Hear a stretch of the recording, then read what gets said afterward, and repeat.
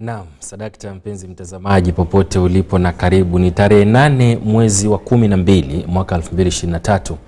Zikisalia siku chache tu kupungia mwezi huu na mwaka kuzika katika kaburi la sahau. Lakini yote 9-10, kwanza tunaenda moja kwa moja hadi habari yetu ya kwanza, ambapo Baraza la Usalama la Umoja wa Mataifa hivi majuzi ilipiga kura kuondoa vikwazo vya silaha vilivyoweka nchini Somalia kwa zaidi ya miaka 30 iliyopita.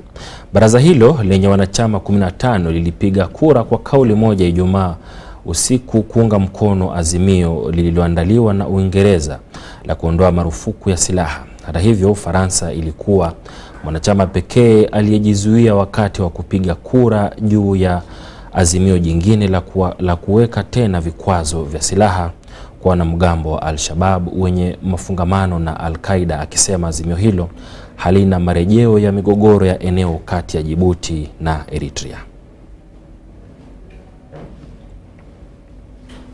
As African Union, we are pleased to see Somalia's consistent and steady progress towards taking its place in the international community. The lifting of the 32 years long arms embargo on Somalia by the UN Security Council Resolution 2714 of 2023 on Friday, 1st December, is a demonstration of the trust the international community has placed in the people and government of Somalia. I want to confirm and reaffirm our unwavering commitment to the transition and drawdown process, ensuring we fulfill our mandate while also providing support for ongoing operations. We recognize the importance of balancing the drawdown with the need. Somalia has been struggling with many security challenges, including the presence of extremist groups such as Al-Shabaab linked to the international terrorist network of Al-Qaeda. The government of Somalia needs to get modern weapons and equipment to effectively fight. We are grateful to the Somali people who have always supported the government and the military, and without them, the good progress made in strengthening the stability of the capital.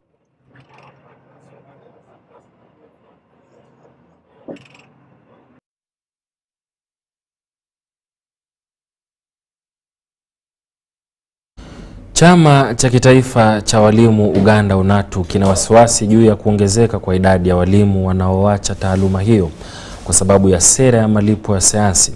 Kwa mujibu wa katibu mkuu Philbert Baguma, idadi ya walimu wanaomba kustaafu mapema, hasa walimu wa masuala ya kibinadamu au sanaa, wameongezeka kwa kasi mno.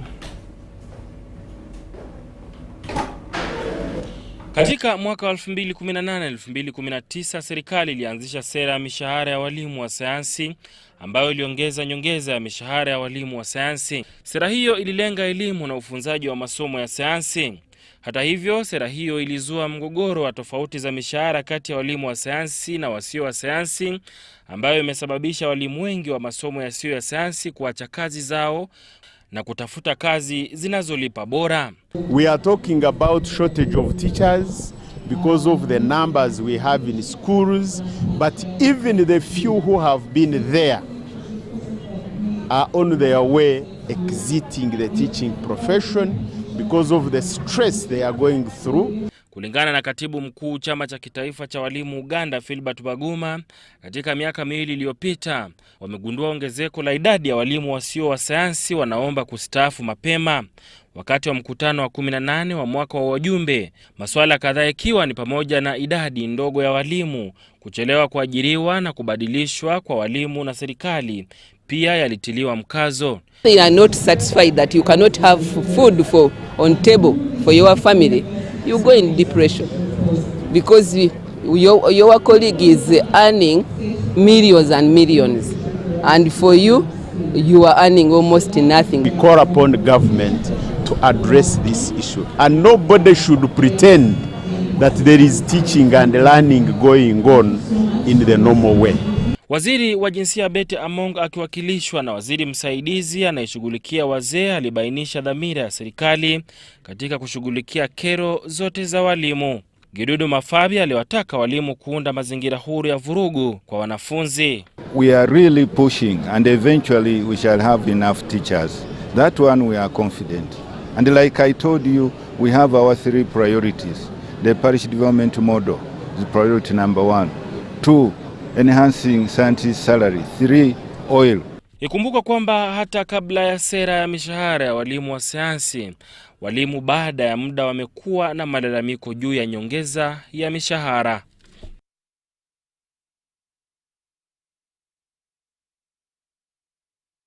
Tukitoka katika sekta ya elimu na kuzamia katika sekta ya jinsia, ni kwamba waziri msaidizi wa jimbo la Kampala Chofa Togabia anasisitiza umuhimu wa kuzingatia watoto wa kiume ili kupunguza dhulma za kijinsia zinazoendelea miongoni mwa wanawake na wasichana wadogo. Aliyasema hayo wakati wa kuadhimisha siku 16 za uhamasishaji na mamlaka ya jiji la Kampala kwenye bustani za makao makuu jijini humo. Hapa habari kwa undani. Aina za dhulma dhidi ya jinsia ni pamoja na unyanyasaji wa kimwili, unyanyasaji wa jinsia, unyanyasaji wa kihisia au saikolojia na unyanyasaji wa kiuchumi. Inaweza kutokea katika mpangilio mbalimbali kama vile uhusiano wa karibu wa mashirika, familia, jumuiya au hata mahali pa kazi. Kukabiliana na dhuluma hizi kunahitaji juhudi za kina zinazohusisha elimu, uhamasishaji na hatua za kisheria kama ilivyoangaziwa na waziri msaidizi wa masuala ya jiji la Kampala. We should know who are the promoters of gender-based violence. All your submissions from day one, you've said the men at least account for 90% of this. The question is all you are my partners we've mentioned. You don't design programs to counter, and you can't address the source other than the symptoms. So all of you are addressing symptoms. Hata hivyo anatoa wito kwa juhudi kwa malezi ya watoto wa kiume ili kupunguza visa vya dhulma ya kijinsia. Not knowing you are raising a queen who is going to be trounced by a commoner like me on the street. I don't care. You must put a lot of your barricades. You barricade your home, but you never stop your daughter from jumping out of that home to go and enjoy life on the streets of Kampala, which you've actually failed to light. At night, moreover, the boys will rape her and do all other sorts of things we've had.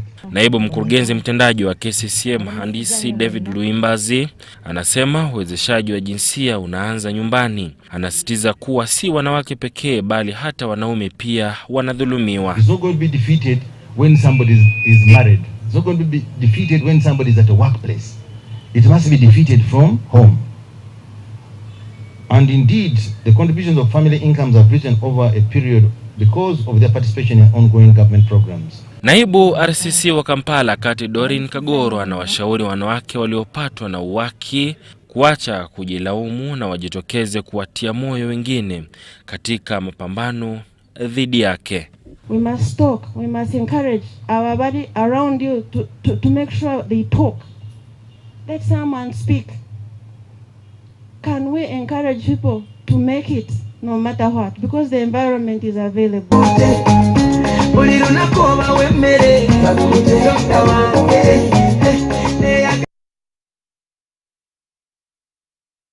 Masuala ya unyanyasaji jinsia. Tukiachana na hayo ni kwamba na kwenda katika wilaya ya Karamoja ni kwamba kutambua tofauti ndogo kati ya vikundi vya Karamoja na Nkole Emyogasako ni muhimu katika kukuza uwezeshaji wa jamii katika maeneo ya ukanda wa ng'ombe. Mtazamo wa makini katika mafunzo ya unyanyasaji, uhamasishaji, uongozi, wazi na wajibikaji kama ulivyositizwa na ujumbe wa Karamoja unaongozwa na mkuu wa wilaya ya Napak ambaye anaashiria mbinu ya kimkakati. To Emyogasako leaders is this is the basis for economic empowerment. We have the city capital. In our visit, we have also visited circles that are founded basically by people. Rushere Sako in Chiruhura, founded, failed, and came back. So we have learned lessons on how a failure is not actually the last, but that we can actually succeed even after failure. The circle leaders have been given a new motivation. My urge to Emyoga Sacco leaders, not only from Karamoja, but throughout the country. This is our program. We must own the SACCOs. The SACCOs are for us. It is not a SACCO for the government. Let us build our SACCOs. Let us mobilize membership. Let us increase and make sure that money, economic empowerment reaches out to all persons in the community. I really learned how the SACCOs of Western Uganda are doing well. They are in terms of recoveries of money. Secondly, most of the members on those SACCOs have learned that they are very, very active in savings. I really thank His Excellency for this support. So in addition to that, we have learned how to grow the SACCOs in down.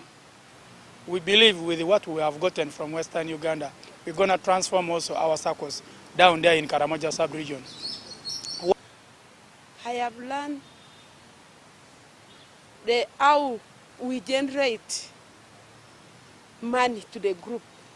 I've also gotten to learn that they have to own the SACCO as their own. They should cease looking at it as a presidential SACCO, but rather take it as their own. It's through ownership that they will be able to go forward. SACCOs are producing value addition products. And I think this is very impressive. And I think it's something that we have learned here. Do you have any other clarification?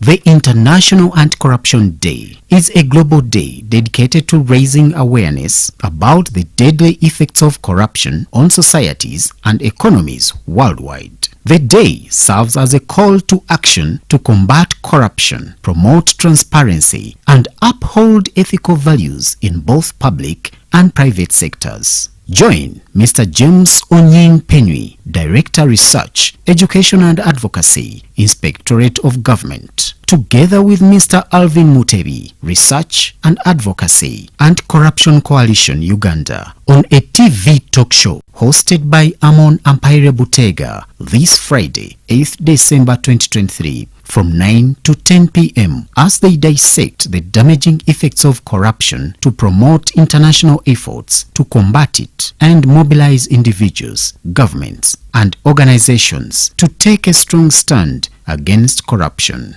Only on your public broadcaster, UBC, inspiring Uganda.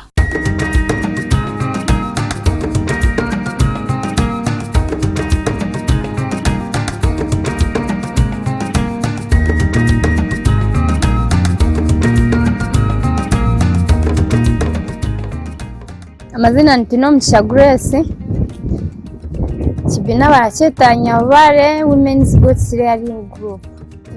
My name is Tinomitra Grace and I am part of Nyabare Women Goats Rearing Group, consisting of 30 women. We initially started with a plan to rear goats, but we faced some financial constraints. Fortunately, the IWEP program came to our aid.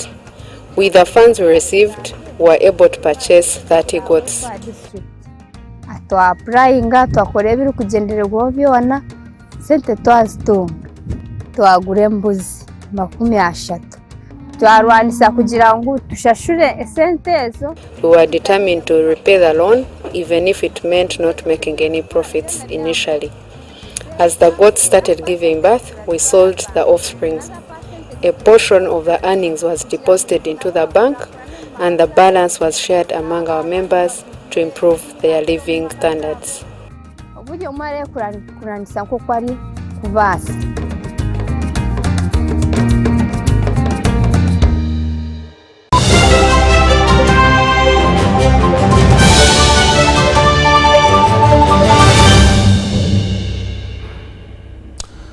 Naam, shukrani sana na karibu tuendelee na habari zetu. Tukienda katika nchi jirani ya Tanzania, ni kwamba idadi ya waliofariki katika maporomoko ya udongo nchini Tanzania imeongezeka na kupindukia 60, huku waliojeruhiwa wakizidi 100. Watu kutolewa nje. Kwa hiyo tunaomba serikali tusaidie jamani. Tumeathirika vitu vya ndani, nguo hamna, magodoro, haya chakula imeloana. Watu wamezurika, wamefariki. Hiyo ilianza saa 12:30. Nimeamka, nimewasha majiko, nikaendelea kukaa kwenye mvua inanyesha. Baada dakika kidogo mtoto akaniambia, mama njoo chungulia nje, mama njoo. Kuchungulia ni matope imekuja, matope. Tukarudishia mlango, matope inaendelea kuingia ndani. Baada ya muda kidogo nikapiga wangi, ndo kuna watu walikuwa wanapita wakakuja kufungua mlango, tukatoka. Serikali ije tusaidie, maana kama hii matope sasa hivi si ngumu kutoka hapa, kama ile grade ingekuja kutusaidia. Na tukisalia huko ni kwamba idadi ya watu waliopoteza maisha kutokana na mafuriko na maporomoko ya ardhi kaskazini mwa Tanzania inazidi kuongezeka, huku zaidi ya watu 80 wakijeruhiwa vibaya kufuatia mvua kubwa zinazoendelea kunyesha katika eneo la Manyara, kwa mujibu wa serikali ya Tanzania. Idadi ya vifo kufuatia maporomoko ya ardhi huko kaskazini mwa Tanzania imeongezeka na kupindukia watu 60 kwa mujibu wa serikali. Hii inaongeza idadi ya mamia ya vifo vilivyotokea kutokana na makali ya hali mbaya ya hewa na ambayo Afrika Mashariki imekuwa ikishuhudia tangu kuanza kwa mvua za msimu mnamo mwezi Oktoba. Wakazi katika eneo lililokumbwa na mkasa wanasema hawajui kilichotokea, lakini walishuhudia tu maporomoko ya matope kutoka katika mlima Hanang. Mpata athari ya mvua. Sijui ni mvua, haijulikani. Ni tope limetoka asubuhi saa 12. Mpaka sasa imeathiri, kama unavyoona vibanda hapa. Ni maduka, hatuna maduka, na wananchi wengi wameathirika, nyumba zao zimevunjika. Ina maana mpaka sasa hivi kuna majeruhi, kuna maiti, nyumba nyingi zimepoteza, familia nyingi imepoteza uhai. Na kwanza tumepoteza ndugu zetu na mali pia nyingi sana. Ina maana hatuna sehemu tena pa kunani. Labda serikali tu iweze kutuangalia kwa jicho la huruma. Serikali ya Tanzania imesema idadi ya waliojeruhiwa tayari imepindukia watu 110. Akihutubia wakazi wa eneo hilo katika zoezi la kuwaaga marehemu, Waziri Mkuu Kassim Majaliwa amesema serikali inakiri kupata pigo, lakini iko pamoja na waathirika na itafanya tathmini kwa ajili ya fidia kwa wahanga wa mkasa huo. Kwa majeruhi wengi wanahitaji matibabu, Mheshimiwa Rais amewekeza matibabu ya bure mpaka atakaporejea katika uzima. Na wako majeruhi ambao pia nyumba zao zimetoweka kabisa. Hao wako kwenye makambi maalum. Na maelekezo yashatolewa kutoka jana ya tayari kambi 3 kwenye shule 3 zimechukuliwa na majeruhi wote wako hapo. Hata kule ndani nako pia wamewekwa kwenye kambi. Na wakiwa kambini wapewa huduma za chakula, maji na matibabu kama kuna matatizo ya kiafya. Rais Samia Suluhu ambaye alikuwa akihudhuria mkutano wa mazingira wa COP28 huko Umoja wa Falme za Kiarabu amekatiza mkutano huo kwa ajili ya kuungana na wananchi. Mafuriko mabaya zaidi yaliyosababishwa na mvua za El Nino yameyakumba mataifa ya Afrika Mashariki na kusababisha mamia ya watu kuyahama makazi yao, ikiwemo Kenya, Tanzania, Somalia na hata Ethiopia. Mafuriko hayo yanakuja baada ya ukame mbaya kuwahi kulikumba eneo hilo katika kipindi cha miaka 40. Naam, na tukiachana na hayo ni kwamba Israel na Hamas hawako tayari kurejea kwenye meza ya mashauriano kujadili sitisho la mapigano, lakini Israel inasema inajaribu kupunguza maafa kwa raia wakati ikiendelea na mashambulizi ya kijeshi huko Gaza. Mwandishi wa VOA Veronica Boulders Algesha anatupatia ripoti kwa undani. Tena mashambulizi ya mabomu huko Gaza dhidi ya Hamas. Familia kadhaa za Wapalestina zilikusanyika siku ya Jumapili katika hospitali ya Al-Aqsa huko Deir al-Bala kuomboleza waathirika wa karibuni wa mashambulizi ya kijeshi. huku wengi wakiwasalia wale waliopoteza maisha na wengine wanaoendelea kukimbia. Marekani imethibitisha kwamba Israel inaelekea kutekeleza wito wa kupunguza maafa kwa raia. Walichapisha kwenye mtandao ramani ya sehemu ambazo watu huenda wanaweza kwenda kuepuka mapambano. Hakuna majeshi mengi yanafanya hivyo siku hizi, kwa hivyo wanafanya jitihada. Lakini Israel na Hamas bado wanasita kufanya mashauriano kwa sitisho jipya la mapigano na kuachiliwa kwa mateka zaidi. Makubaliano hayakuwezekana kwa sababu Hamas hawako tayari na wamekataa kuja na orodha ya wanawake na watoto ambao tunafahamu wanawashikilia na kuiweka orodha hiyo ili Israel iweze kufanya tathmini kwamba wanaweza kufikia mwafaka wa mabadilishano. Ripoti iliyochapishwa karibuni na gazeti la The New York Times inaelezea Israel ilifahamu mapema na kupuuza mpango wa Hamas wa kufanya uvamizi wa kigaidi wa Oktoba 7. Maswali ambayo makala hiyo imeleta yatahitaji kujibiwa katika siku za mbeleni. Ron Demers, waziri wa Israel wa masuala ya kimkakati, amekiambia kituo cha televisheni cha ABC, baada ya vita tutafanya uchunguzi wa kina. Ni muhimu sana wakati wa vita kuungana kwa majeshi yote ili kufanikisha lengo kuu tulilonalo ambalo ni kuvunja uwezo wa kijeshi wa Hamas, kumaliza utawala wake wa kisiasa huko Gaza na kuhakikisha Gaza si tena tishio kwa Israel na pia kurejeshwa kwa mateka. Kwa maoni ya Dema, kuliharibu Hamas kutafungua mlango wa amani wa kikanda. Katika muktadha wa amani ya kikanda, tutaangalia jinsi tunavyoweza kujiweka sisi kwenye njia ambayo hatimaye kutapatikana suluhisho la kisiasa kwa Wapalestina. Wakati huo huo, aliongezea Israel inakubaliana na Marekani juu ya haja ya kupunguza maafa kwa raia huko Gaza na kuzidisha misaada ya kibinadamu. Khadija Riami, VOA, Washington. Naam, habari hiyo ya Khadija Riani inatamatisha na kukunja jamvi letu la Ubc Habari siku ya leo. Umekuwa mtazamaji mzuri kutoka mwanzo hadi mwisho, lakini nakuhisi usiondoke, manake kuna wenzetu ambao wanakuja na habari za Luganda. Kwa sasa ni hayo tu. Jina langu ni Sadam Muballe. Usiku mwanana.